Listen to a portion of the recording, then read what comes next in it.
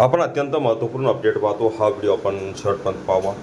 मान्यताप्राप्त अशासकीय माध्यमिक शाळांसाठी तब्बल तसेच जिल्हा परिषद शिक्षक क्षेत्र कर्मचाऱ्यांसाठी कोटीचे वेतन अनुदान वितरित आणि रेग्युलर वेतनासाठी मार्ग मोकळा झालेला आहे। 22 मे 2026 समोर आपण 2 GR सुद्धा पाहणार आहोत।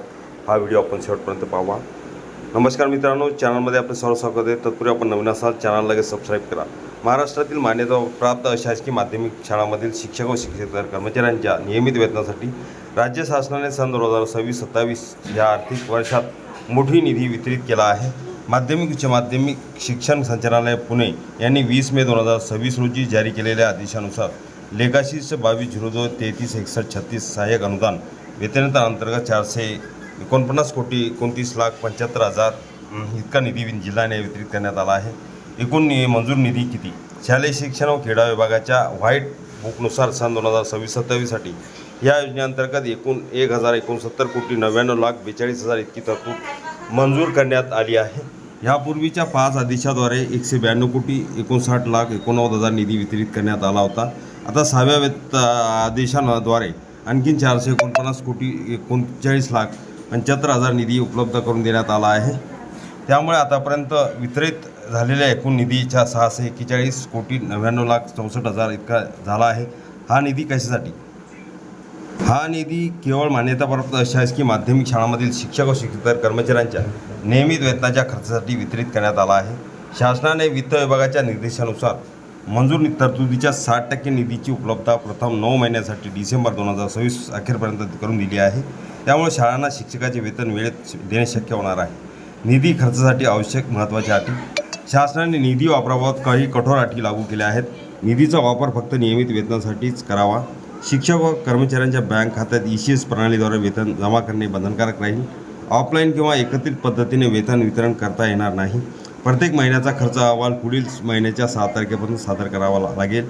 अनुदानासाठी अपात्र किंवा अद्याप पात्रता न मिळालेल्या शाळांना निधी देता येणार नाही। खर्चाचे उपयोगिता प्रमाणपत्र सादर करणे आवश्यक राहील। प्रथम 9 महिन्याच्या संपूर्ण वेतन खर्च ह्याच निधीतून भागवण्याच्या जबाबदारी संबंधित शिक्षणाधिकाऱ्यांनी वेतन पथकावर राहील। शिक्षक व कर्मचाऱ्यांना दिलासा। राज्यातील हजारो अनुदानित माध्यमिक शाळेतील शिक्षक व शिक्षकेतर कर्मचाऱ्यांचे वेतन नियमितपणे मिळावे यासाठी शासनाने मोठ्या प्रमाणावर निधी उपलब्ध करून दिला आहे। जवळपास 449.45 कोटीच्या ह्या निधी वितरणामुळे शाळांच्या आर्थिक अडचणी कमी होण्यास मदत होणार असून वेतन प्रलंबित राहण्याची शक्यता कमी होणार आहे। तसेच डिसेंबर 2026 पर्यंत वेतन खर्चाची तरतूद सुनिश्चित करण्याच्या दृष्टीने हा निधी अत्यंत महत्त्वाचा मानला जातो। तसेच जिल्हा परिषद शिक्षक व शिक्षकेतर कर्मचाऱ्यांसाठी तब्बल 2,821 कोटीचा निधी वितरित करण्यात आलेला आहे। महाराष्ट्र शासनाच्या प्राथमिक शिक्षण संचालनालयाने सन 2026-27 साठी आर्थिक वर्षातील मे 2026 महिन्याच्या खर्चासाठी जिल्हा परिषदेच्या शिक्षक व शिक्षकेतर कर्मचारी सेवा निवृत्ती वेतनधारकासाठी मोठ्या प्रमाणावर निधी वितरित केला आहे। या नियमानुसार 2,821 कोटी 8,47,000 अंदाजे इतक्या निधीचे वितरण करण्यात आले आहे। निधी कशासाठी? हा निधी पुढील बाबीसाठी मंजूर करण्यात आला आहे।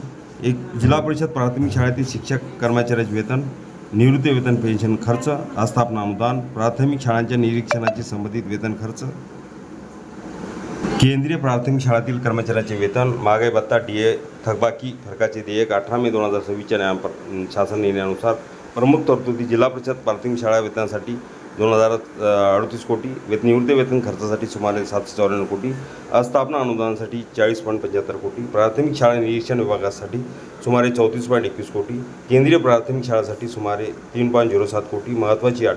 शासनाने स्पष्ट केले आहे की वितरित निधीतून फक्त 2026 मेचे नियमित वेतन, निवृत्ती वेतन आणि महागाई भत्ता थकबाकी फरक अदा करावा। इतर कोणत्याही प्रकारची देयके या निधीतून अदा करता येणार नाही। बातमीचे शीर्षक: जिल्हा परिषद शिक्षक शिक्षकेतर कर्मचारी व निवृत्ती वेतनधारकासाठी 2,821 कोटीचा निधी मे महिन्याच्या वेतन व पेन्शन मार्गी लागलेला आहे। पत्र पाहूया। 20 मेचे परिपत्रक माध्यमिक शाळा अनुदान। 21 मेचं पत्र जिल्हा परिषद शिक्षकेतर कर्मचाऱ्यांसाठी वेतनाचा मार्ग मोकळा आहे। दोन्ही परिपत्रक अखिल त्यानुसार क्लासेस चॅनलच्या डिस्क्रिप्शन बॉक्समध्ये लिंक तिथून डाउनलोड करू शकतो।